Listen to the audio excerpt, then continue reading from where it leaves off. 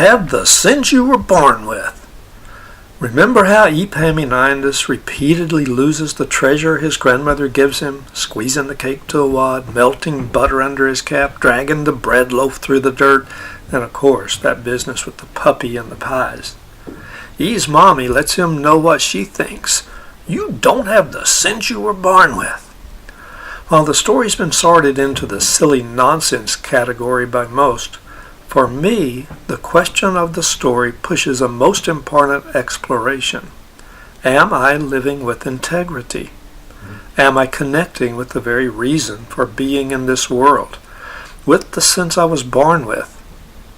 If the parable of talents is right, and I believe it is possible to bury one's talent. The opposite can also happen. A person can manifest the talent or the sense born with.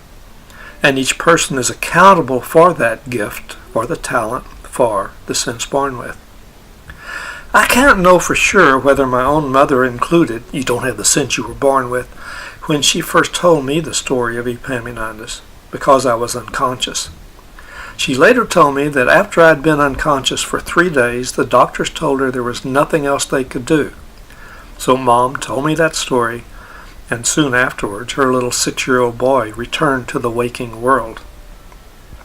A generation later, about 20 years, when I recorded her telling the story to my own 3-year-old daughter, she left out that line. He dipped it in the water, and came along home. When he got home, his mother said, Epaminondas, what is that you holding that's dripping wet? Puppy, Mammy.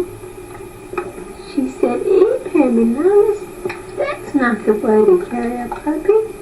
The next time your grandmother gives you a puppy, you tie a string around his neck.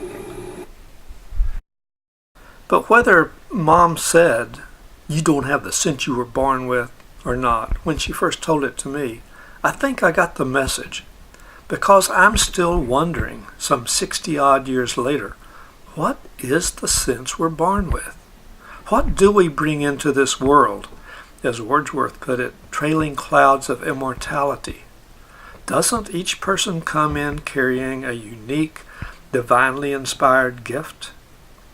One way I think about this born with sense or gift is to see it as spirit, or inspiration, or even passion. Some stories warn of how the spirit can be like a bird imprisoned in a cage, or it can fly free. So in my journey, I look for when I feel free, inspirited, inspired by the beauty of nature, inspired by the work of others, like Jim Henson, inspired by the love in family, and, much to my surprise, inspired in horsemanship.